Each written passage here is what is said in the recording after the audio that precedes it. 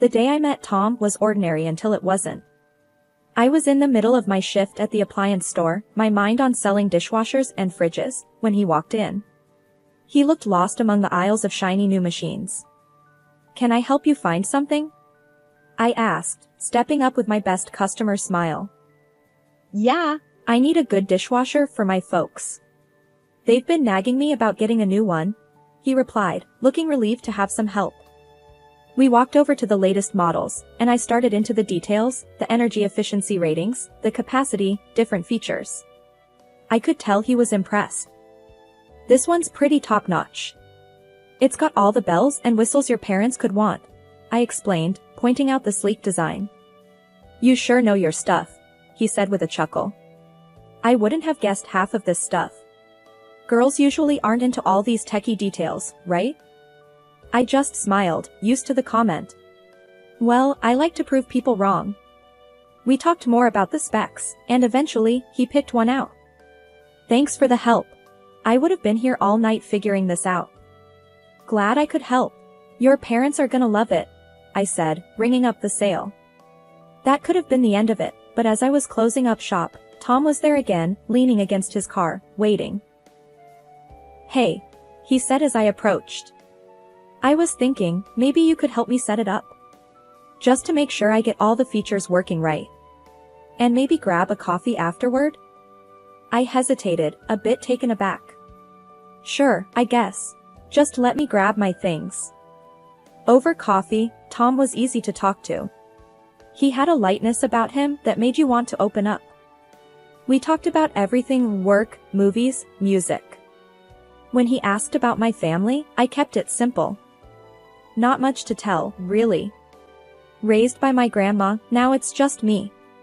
She left me her house after she passed a couple of years back. "Sorry to hear that," he said, his face softening.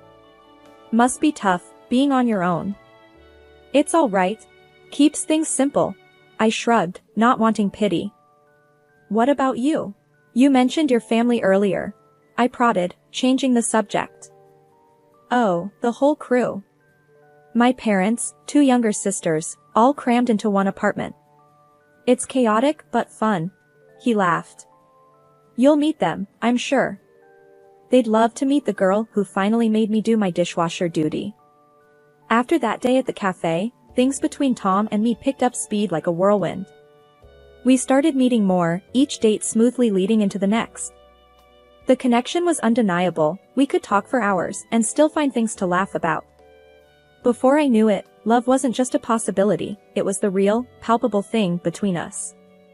A few months in, under a starlit sky in the local park where we had our 5th date, Tom dropped to one knee and asked me to marry him. The proposal was simple, no extravagant gestures, just him and me and a promise of a future together. I said yes, without hesitating. The day I was supposed to meet Tom's family, I was a bundle of nerves and excitement. This could be the start of having that big, loving family I always wanted. Tom picked me up around noon, and we drove over to his family's apartment. He knocked, and the door swung open almost immediately, pulled by a whirlwind of a woman who must have been his mom.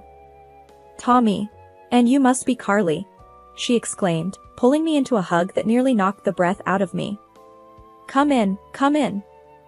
The apartment was buzzing with voices and the clatter of dishes. It was smaller than I expected for so many people, every inch filled with life and clutter. "Carly, this is my dad, and those chaos agents are my sisters, Liz and Anna," Tom introduced, as each nodded or waved. "Nice to meet you all," I said, my voice slightly shaky. "We heard a lot about you. A girl expert in electronics, huh? Unusual," his dad commented, sizing me up.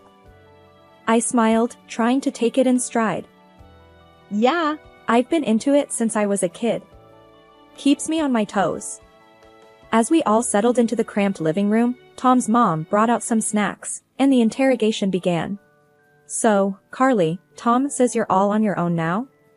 Raised by your grandma?" Liz asked, a bit too casually. "Yeah, it was just us for the longest time. She passed a couple of years ago, so now it's just me," I replied, feeling a bit exposed. "And this dress, is it vintage?" Like from your grandma's closet? Anna chimed in, a smirk playing on her lips. I glanced down at my dress, a simple floral one that I thought was pretty retro but cute. No, it's from a thrift store downtown. They both laughed, and even Tom joined in a bit. That's our Anna, always quick with the jokes, he said, elbowing her lightly. Yeah, I can see that, I muttered, feeling the heat rise in my cheeks. The afternoon dragged on with more questions and a few more jabs that Tom's parents and sisters threw my way, all under the guise of good-natured teasing. By the time we left, my initial excitement had deflated completely. In the car, I was quiet, processing the afternoon. They liked you, I could tell, Tom said, trying to be reassuring as he drove. Did they? Felt more like I was on a talk show getting grilled, I replied, staring out the window. That's just their way. They tease because they care. You'll get used to it, he said, reaching over to squeeze my hand. A few months after the awkward meeting with Tom's family, we got married. It was a modest wedding, mostly because I didn't have many relatives of my own to invite, and also because we wanted to keep things simple. The celebration was filled with Tom's relatives, who brought their loud and uncouth manners to the forefront. Throughout the day, they were boisterous, inserting themselves into every detail. They made jokes about my dress, saying it was too conservative for such a joyous occasion, and they didn't shy away from tossing crude jokes about our wedding night my way. I tried to brush it off, laugh along, but each comment chipped away at the joy I should have felt on my day. Tom noticed I was getting uncomfortable, squeezed my hand under the table, and whispered, "Just a few hours, we'll get through this together." His words were meant to comfort, but the promise of a together was starting to feel heavier than I expected. It hadn't been long since we moved into my house, a place I cherished for its peace after a long day of work. But that peace was quickly shattered one afternoon when I came home to find lights blazing through the windows. Confused, since Tom was supposed to be at work, I pulled out my phone and dialed him. "Hey, I'm outside the house, and the lights are on. Did you leave them on by accident?" I asked, key in hand, hesitating at the door. "No, I gave Liz my key. She wanted a quiet place to study?" Tom's voice came through nonchalantly. I unlocked the door and pushed it open, my heart rate picking up. "You what? Why didn't you ask me first?" "She's my sister, babe. It's not a big deal. Gotta go, talk later," he said before hanging up. Stepping inside, I found Liz sprawled on the couch, my laptop open in front of her. The room was a mess, snack wrappers everywhere, cushions askew. I felt my pulse pounding in my temples. "Liz, what are you doing with my laptop?" I demanded, trying to keep my voice steady. She glanced up, unfazed, and shrugged. "Just borrowing it. Chill, we're family now, right? That doesn't mean you can just take my things without asking." "That's not how this works," I snapped, feeling the anger bubble up inside me. She rolled her eyes, closing the laptop with a snap. "Geez, don't get all wound up. I always borrow stuff from my sis. What's yours is ours now, isn't that what family is about?" I took a deep breath, trying to calm myself. "No, Liz. I need you to ask first. You can't just come in here and take over." She scoffed, standing up and stretching. "Whatever. Tom said it was cool, so maybe you two should sort that out." She brushed past me, her dismissal clear. I picked up my laptop, my hands shaking. That evening, when Tom came home, I was ready for a confrontation. "Tom, we need to talk about your sister using our house like it's her own personal hangout," I started, the moment he walked in. He dropped his keys on the table and frowned. "Carly, she's just a kid. She's not hurting anything. Why are you making a big deal out of this?"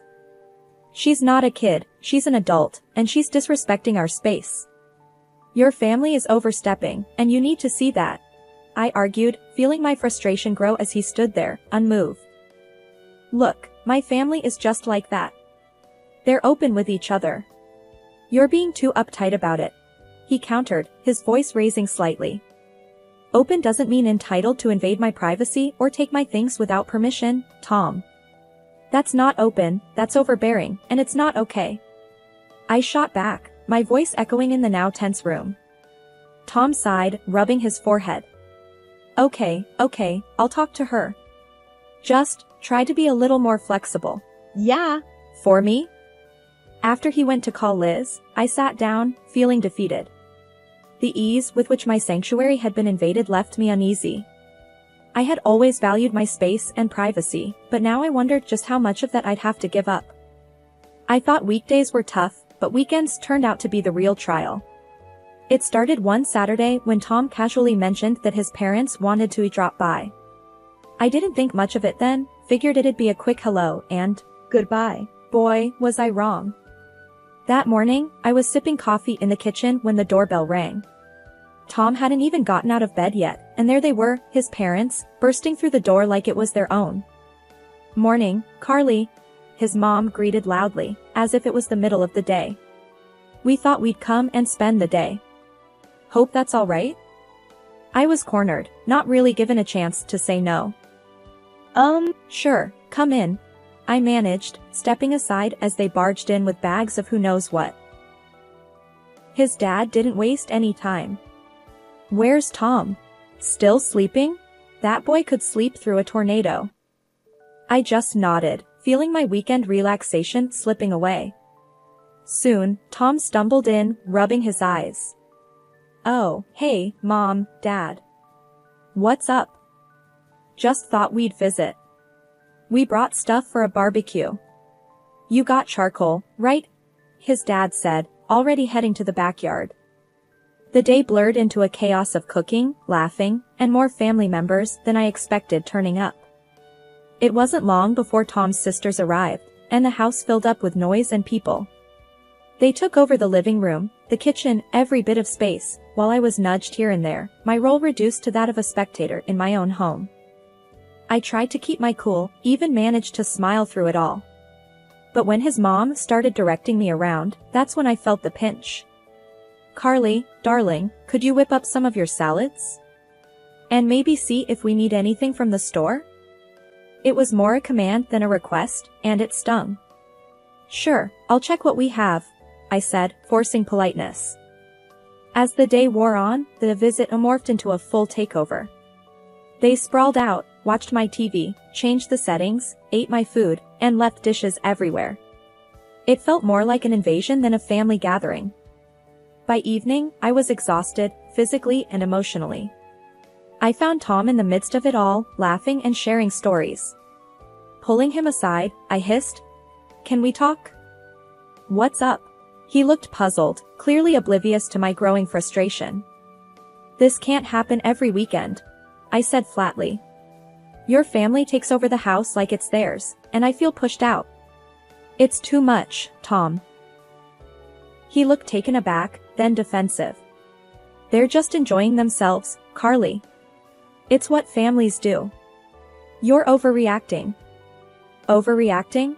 Tom, there's respecting family, and then there's this, disrespecting our space. Can't you see the difference?" My voice was rising, tension tightening my throat. He didn't respond, just nodded slowly, looking more at the floor than at me. The rest of the evening I moved through the motions, cleaning up after his family, feeling more like a maid than a wife or even a guest at this wild family circus. They finally left late in the evening, leaving behind a mess and a silence that felt both heavy and relieving. As I looked around at the clutter and chaos, I wondered how many more weekends I could handle this, how many more invasions of my privacy I could endure before something had to give. Every day, the behavior of Tom's relatives grew more arrogant and defiant. They began to insult me openly, making snide remarks about everything from my cooking to my choice of clothes, and laughing off my frustrations as if I were the family joke. Tom, instead of defending me, often joined in, laughing along with their hurtful jabs.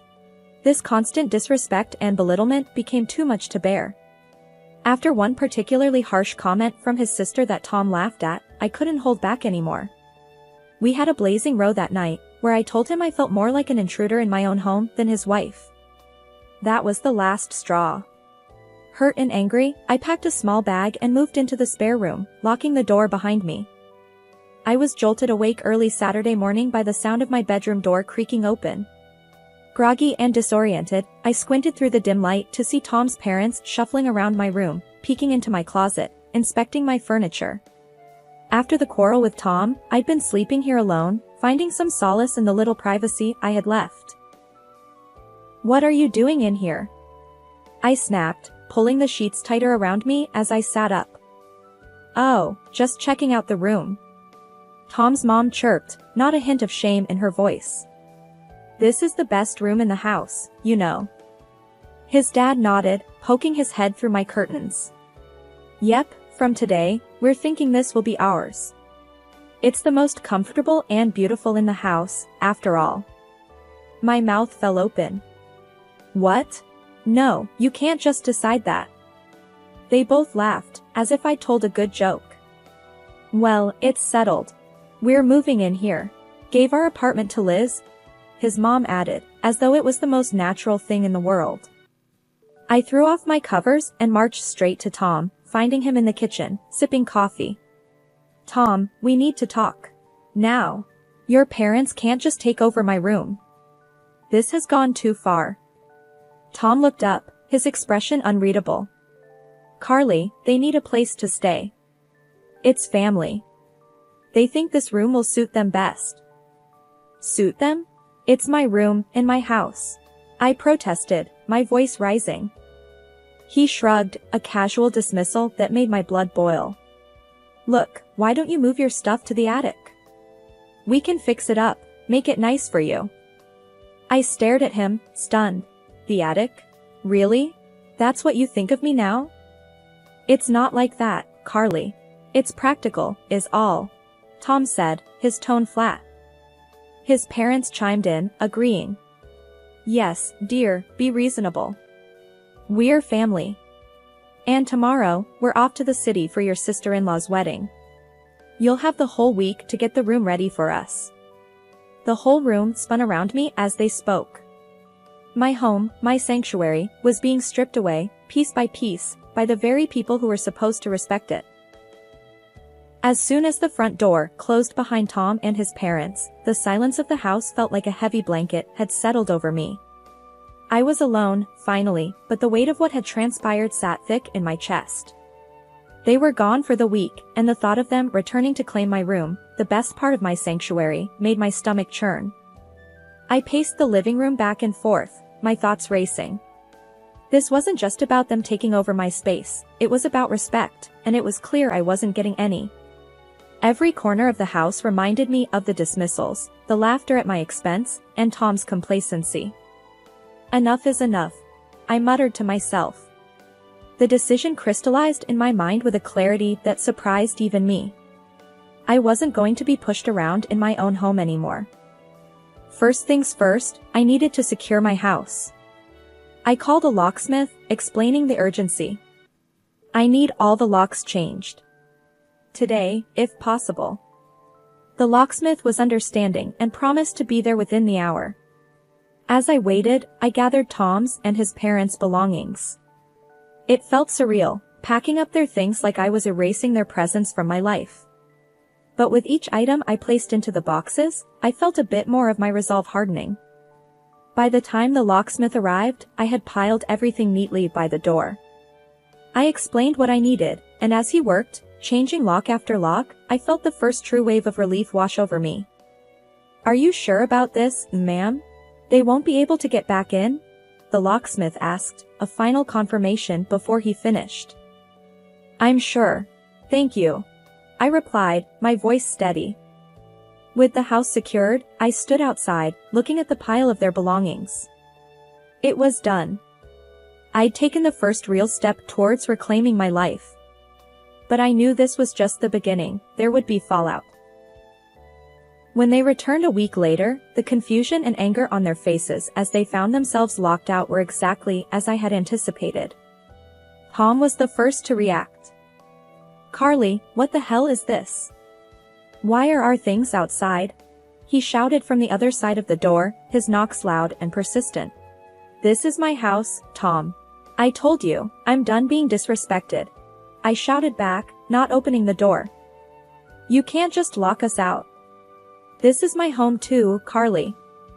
His voice cracked with a mix of anger and desperation. It was my home before it was yours, and I'm taking it back. I suggest you take your things and leave before I call the police, I replied, stepping back from the door as his banging grew more frantic. There was a moment of silence, and I wondered if he'd left, but then he spoke again, his voice lower, almost pleading. Carly, please. Let's talk about this. We can sort things out.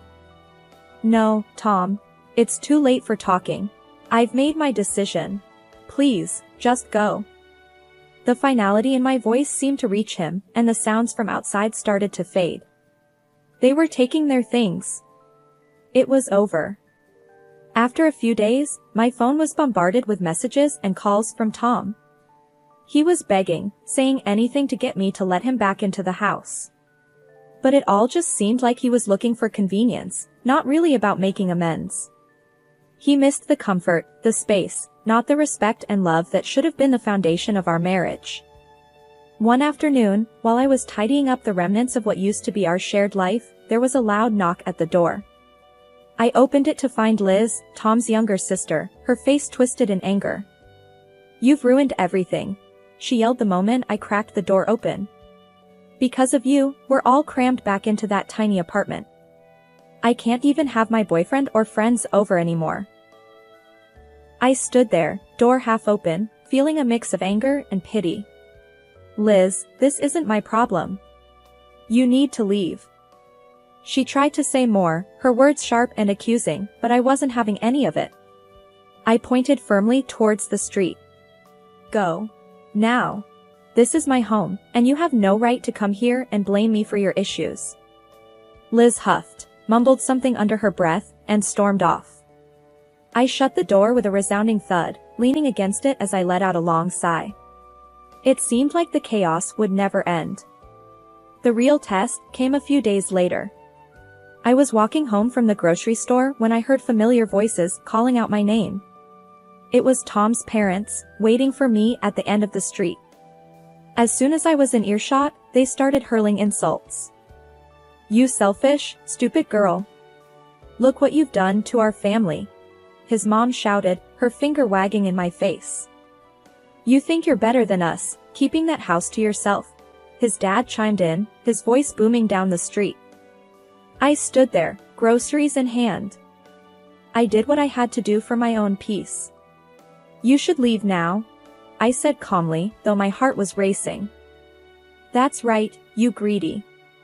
But before they could continue, my neighbor, Mr. Jacobs, who'd been trimming his hedge, stepped towards us. Hey, that's enough. I won't have this shouting in our street. Leave her alone, or I'm calling the police. Tom's parents glanced at Mr. Jacobs, then back at me, and without another word, they turned and hurried away. I muttered a thanks to Mr. Jacobs, who gave me a supportive nod before returning to his hedge. After the divorce was finalized, I put Tom and his family firmly in the past. I heard through friends that they were back in their cramped apartment, squabbling constantly among themselves. Life after Tom was quieter, simpler. I reclaimed my house and my life, painting walls, changing furniture, making everything mine again. One sunny Saturday, I decided to throw myself into gardening, a hobby I'd neglected for too long.